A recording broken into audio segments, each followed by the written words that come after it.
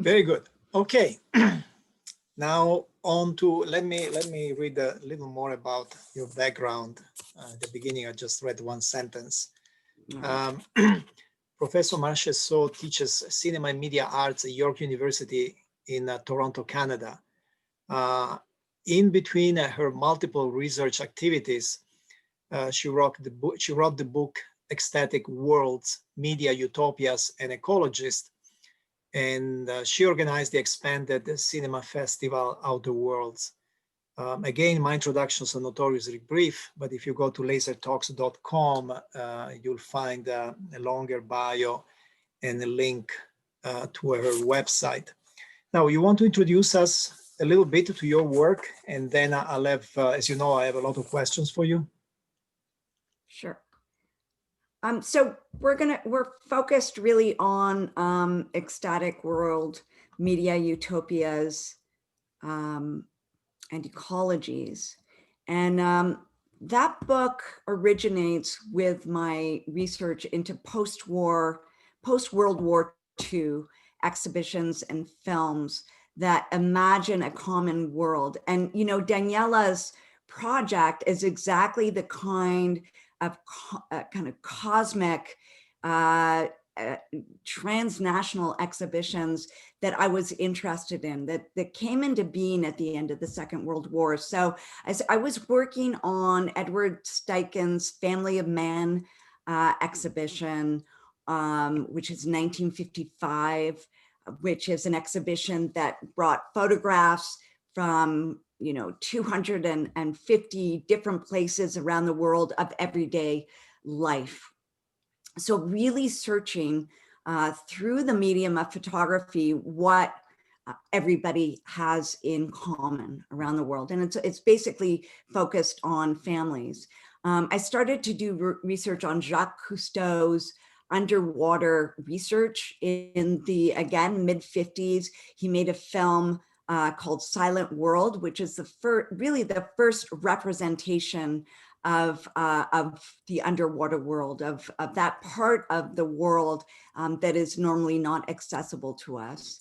And then I was working on looking at different kinds of festivals, Festival of Britain in 1951, and I was interested in a cinema piece called the Telekinema that combined 3D with projected television to create a specific kind of experience. And then I went on to, was looking at Expo 67, which is dubbed McLuhan's Festival, Marshall McLuhan, who theorized media as a kind of uniting global village, a technology that will connect us all. So I was really interested in just in that period in the post-World War II of utopian thinking. And of course, it's a period where, which is followed by a representation of the moon, but there's all kinds of fantasies before that of traveling into space. So I was thinking about these kinds of media that create what I call ecstatic experiences. And what Daniela was describing is exactly that. It's an ecstatic experience of a feeling of being outside yourself, of losing yourself, and of it forms the basis, I argue, of a common culture. So all of these examples are precursors to internet cultures, to late 20th century 2.0 cultures of interconnectivity. And they're also cultures that allow for two things. One, the articulation, the expression of individual subjectivities, but also the expression of global trans subjectivities. So the one and the many together. So it's that's why Utopias is in the title, is I was interested in the way in which this kind of utopian engagement with media may lead to these specific kinds of experiences. And all of this is framed by the need for us to think in a planetary way in the context of anthropogenic climate change. So, you know, we are a planet that's made up of differences and different needs and different situations, but how might we think interculturally, but also across species? So some of the projects I deal with, Ant Farm has a few famous experiments which are about interspecies communication. Again, Daniela, your interest in engaging with insects and insect subjectivities or brain function, etc., is really interesting to me, because it's exactly, those are exactly the ingredients of these kinds of cosmic projects that we really find after the Second World War begin to appear. And I argue they grow out of a desire for peace, to create a world that is no longer at war. So first, a general question. So you wrote the book from just the point of view of the history of art. Did you feel that something was missing in the stories of 20th century art that are being told? What was missing in the flow? There's tons missing, and you know, the focus is really on the U.S. and France, and then there's, you know, some Canadian with Expo 67, and then Finnish experiments. But there's so much, you know, so much going on around the world right now. There's so much. There's an outcry for racial justice and gender equity, etc.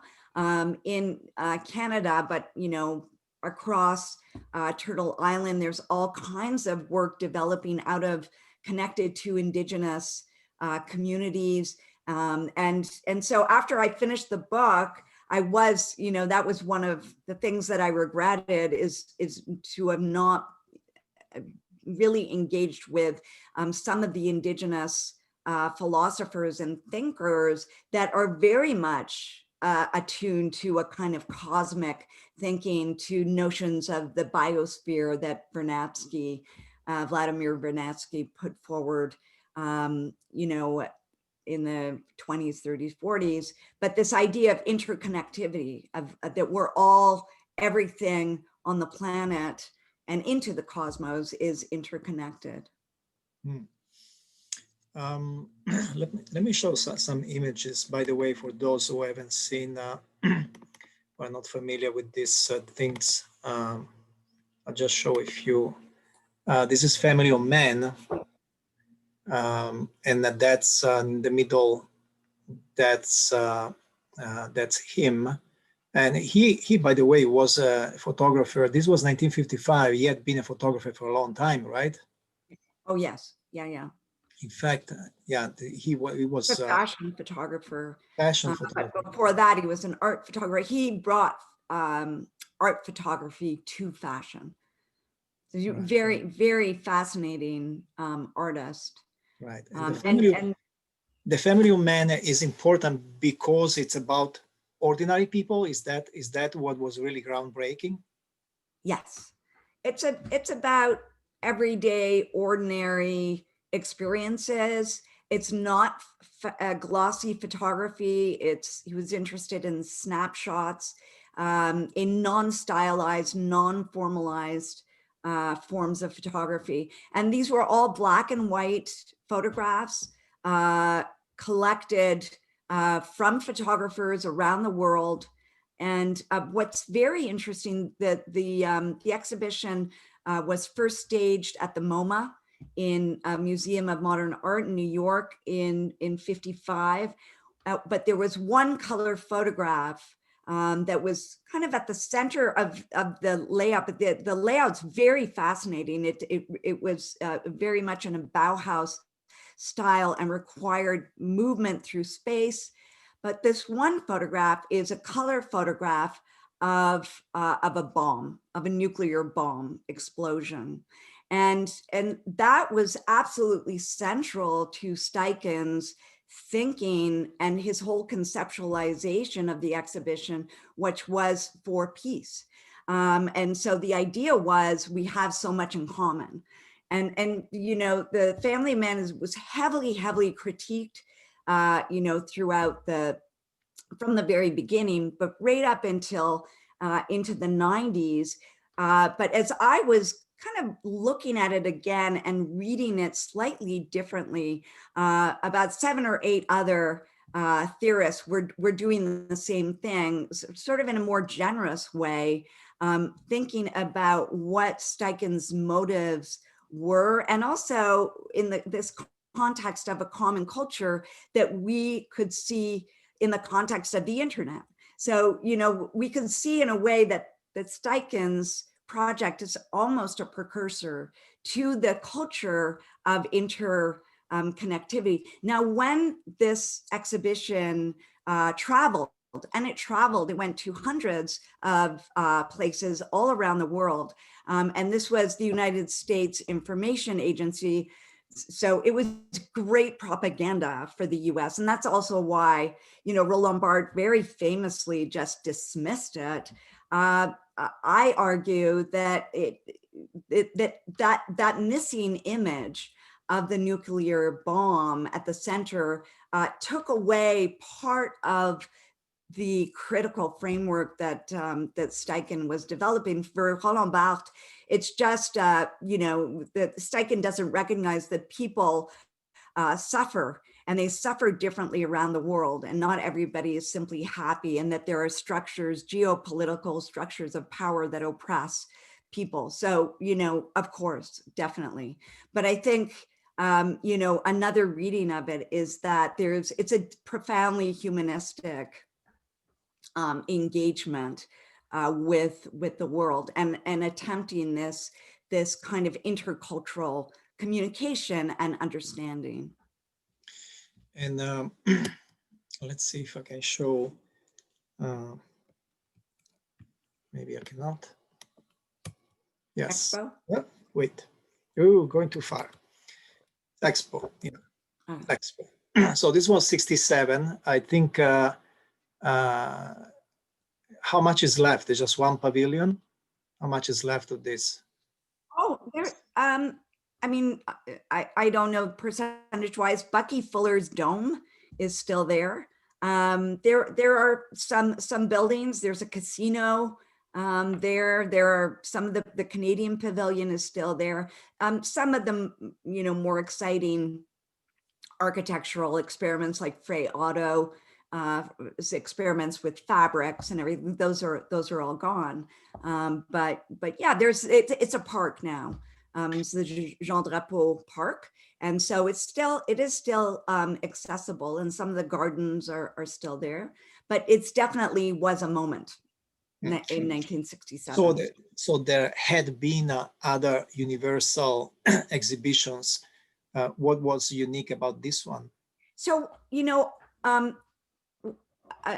call this the last great exhibition because it's a non-commercial exhibition, and it's so. I was part of a project with researchers at Concordia University in Montreal, and we were interested in the film experiments at Expo. There was tons of multi-screen psychedelic experimentation with screens. And so we started to interview the filmmakers who were working at Expo and some of the artists. And they all say the same thing, that what was wonderful about Expo 67, it was precisely that you could experiment. And it was very much inspired by McLuhan and by a world that was experiencing an expansion through media, through television, through cinema, through all, you know, computers. Suddenly, you know, media in the 60s, especially in North America, one could feel that it was transforming and creating spaces and spaces of connectivity, spaces of communication. So, you know, when we were interviewing these filmmakers, as I said, that's what they would say, is that what was wonderful is that they were encouraged to experiment with media. So there were, you know, experiments with like 100 screens, experiments with photography, experiments with architecture, and thinking about different forms of spectatorship. So architecture and cinema were really at the forefront of Expo 67. I had the slide on Cadillac Ranch. Chip Lord just spoke last year at the Laser. That's why I wanted to make some kind of connection. So this kind of conceptual art that came out after these events, how do you relate to it? It wasn't meant to be universal. Yeah,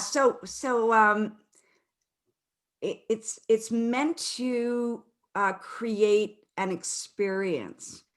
And I mean, the Ant Farm are hilarious collective of architects.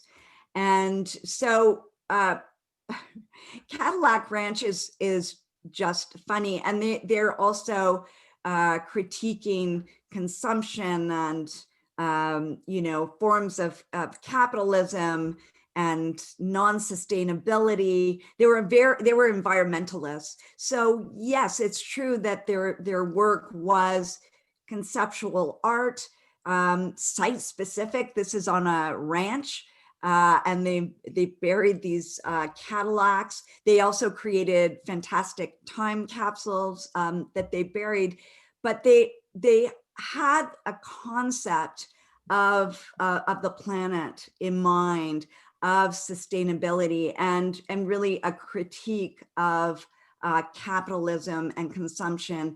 And in their work, there's always a need to think about the planetary. So I think they loved the Cadillacs. They loved the way that the Cadillacs resembled fish and fins, and they're very, very playful, but they're also very critical of capitalist consumption. But the piece that I talk about in my book from Ant Farm is called A Dolphin Embassy by Doug Michaels, who's another member, I think the two of them were the founders with Chip Lord.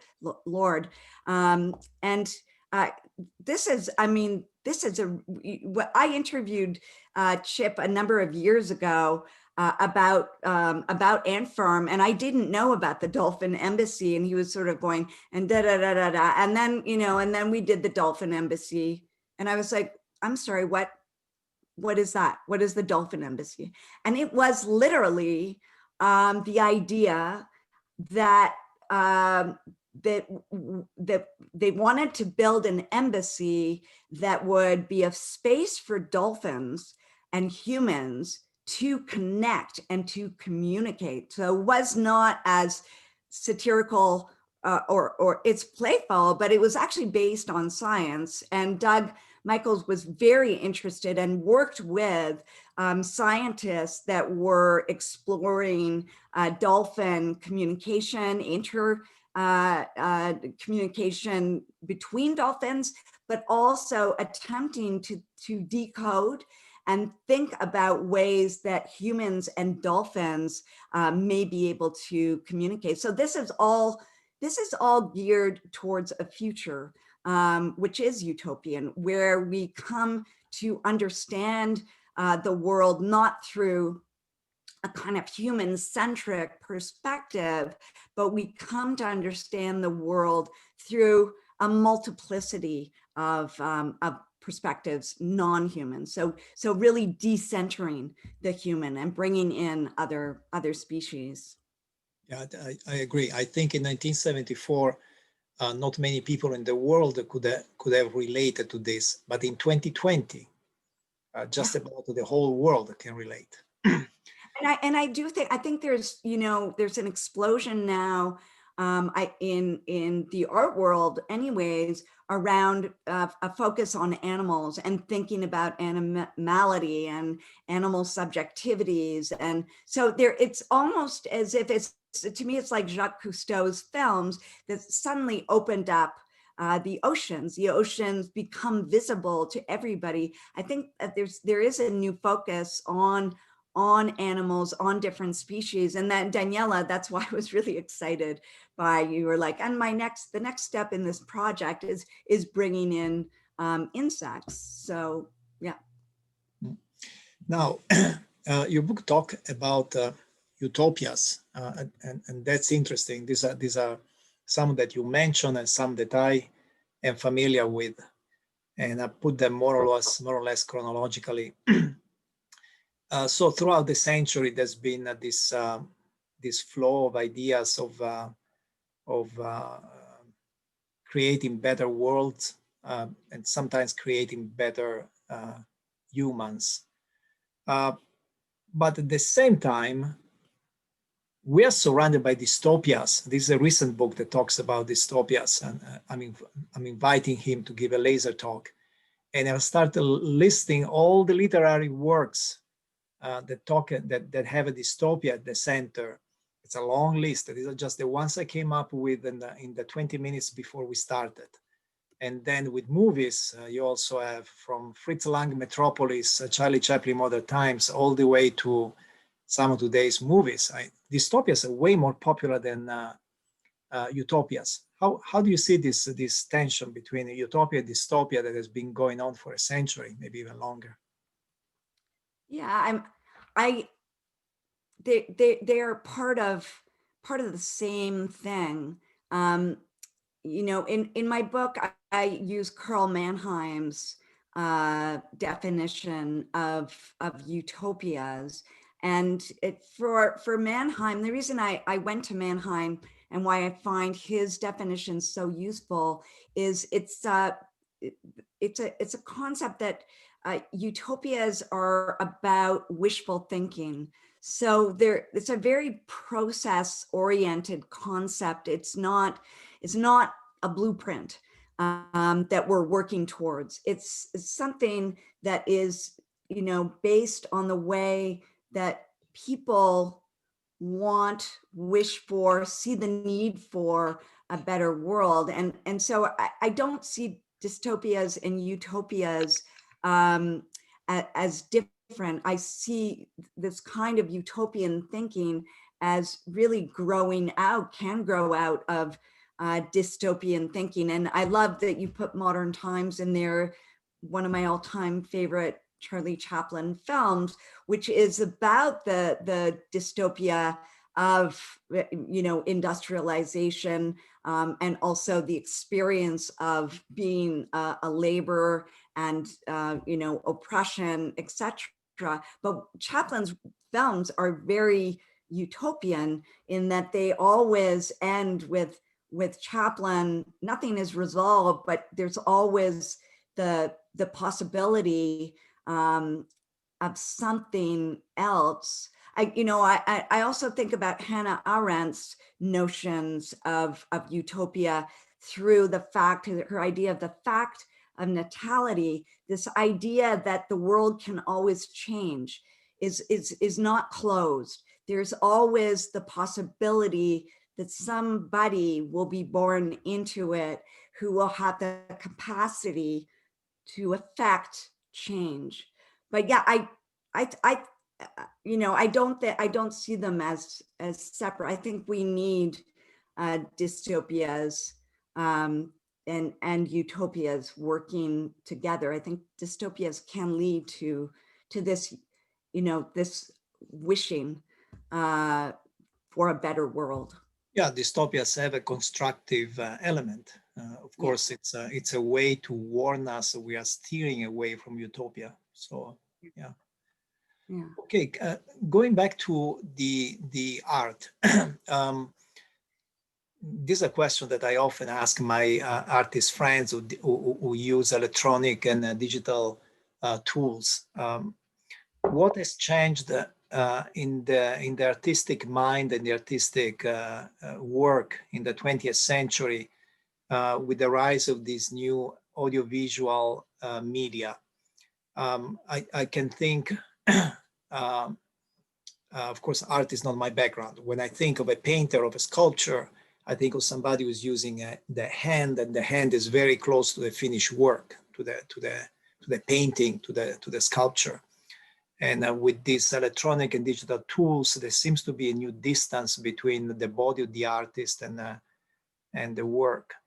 And also, I seem to see a difference, that this is creating a difference in the way they socialize. You know, the Montmartre Cafe, the Loft in New York, now is being replaced by chat rooms on the internet. So, do you see what do you see as the effect on the life and the mind of the artist from this new audiovisual media? Well, I have an answer, but after that, I'd love to hear from Daniela, practicing artist. So a lot of the artists that we interviewed for this Expo 67 project, parts of which ended up in the book, were, you know, they're working with analog media. It's before the internet, but they conceptually are working in a very digital way with the idea of multiple simultaneities happening all, you know, at the same time, the performative of media and everything. But I was on a panel recently, it was a COVID panel about public art and the fact that festivals are now online and what can be retrieved, you know, through Zoom. And the world, you know, the curators that were part of this panel were so depressed. And, you know, it was like, oh, you know, everything's gone on to media and Zoom and there's nothing. And, you know, but we started to talk and think about the fact that what to me is so exciting about the mediated world that we're now living in fully, and we're not always going to be there, but I think that we won't necessarily go fully back. I think there are elements, it kind of pushed us into the virtual world. It was already happening, but COVID's kind of pushed us. But temporality. I think that artists are engaging with temporality in a way that an earlier generation, as much as they could maybe conceptualize it, we're not able to harness it. To me, you know, I look at a generation of gamers who are, you know, many people working together on a game, experiencing things. I think there's a different concept of temporality that's coming into being, of performativity, of time, of liveness, that is really, really exciting. And I'll just end my thought by talking about Catherine Malibu, who's very interested in neuroscience, and a philosopher who was talking about climate change and the need to reinvent a new sense of time. That, you know, we need to not understand the past, the present, and the future as simply linear. There has to be a reconceptualization of time. And I think that digital media, that is why I'm so interested in media, are enabling different experiences of time. And again, Daniela's project to me is also interesting for that, is that it's a performance. So it's got a live aspect to it, but it's crossing space. So I don't know, I'd love to hear from you, Daniela. Thank you, Janine and Piero, for the question. For me, as I mentioned earlier, my background is in contemporary dance, and I moved to painting and later to media arts, performance art, etc. So as a contemporary dancer, what really, when you mentioned earlier, Piero, the engagement of the artists with their full, body, with their senses. In my experience, this is quite the opposite. So as a dancer, what really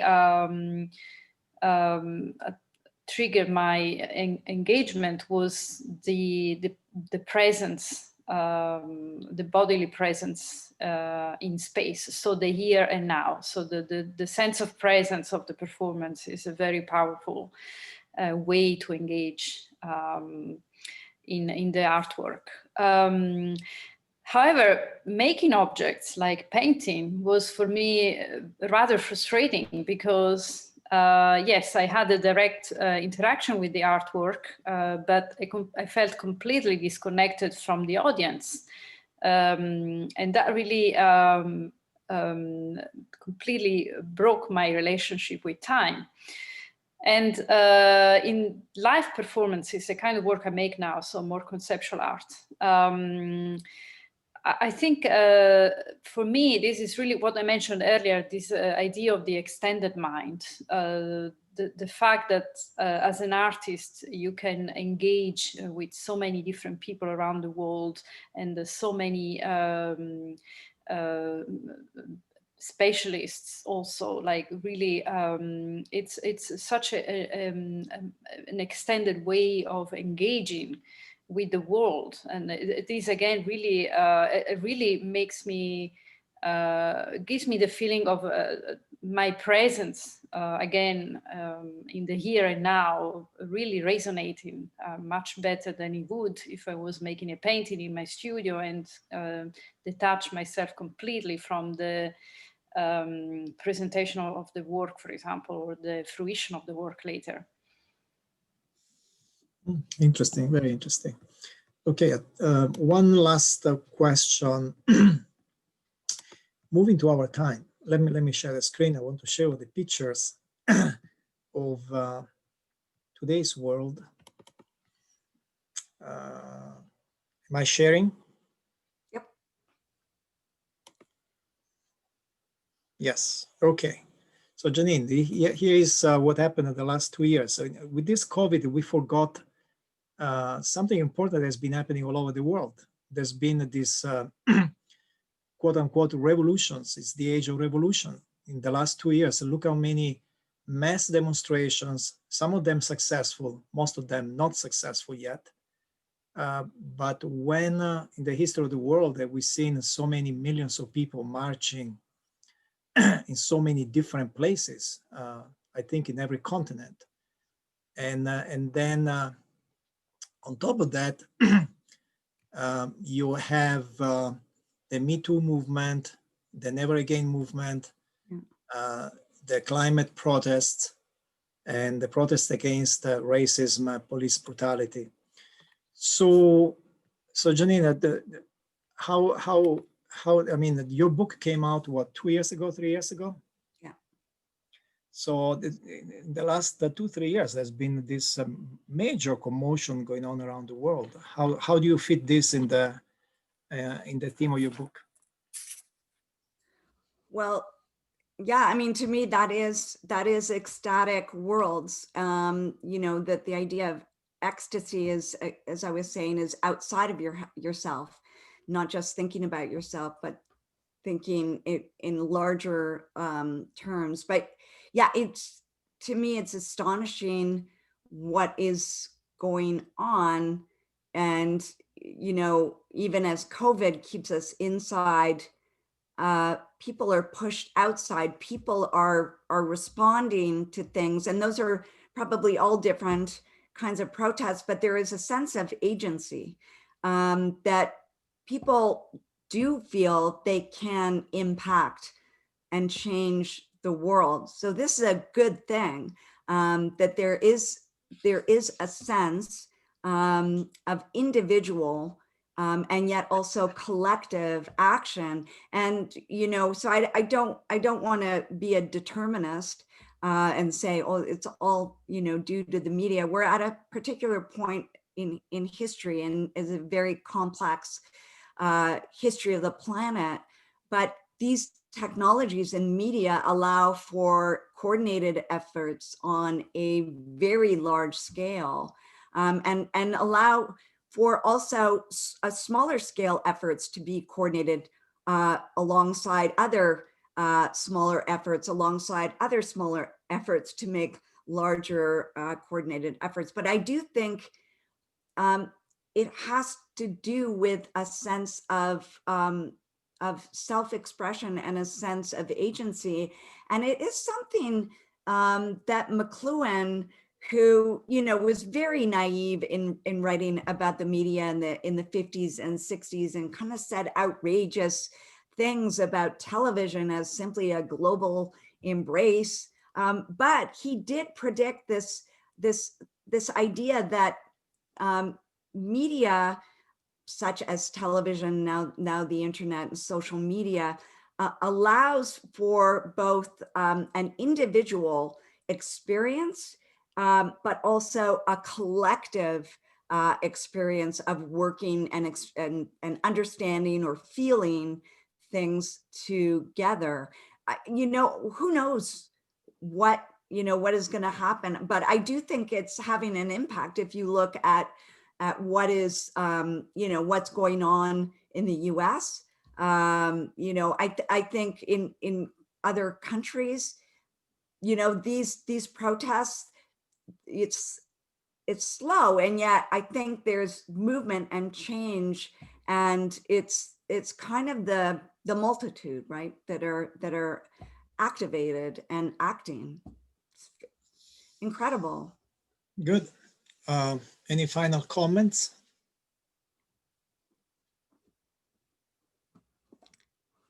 Okay, I think we went longer than usual, but this was an interesting conversation and could go much longer. Yeah. Okay, thank you very much. Thank you very much. Thank you everybody who has been listening, and go to lasertalks.com if you want to know what's coming next. Thank you again, Janine in Toronto and Daniela in the Netherlands for these lovely conversations. Thank you. Great. Thank you, Piero. Thank you.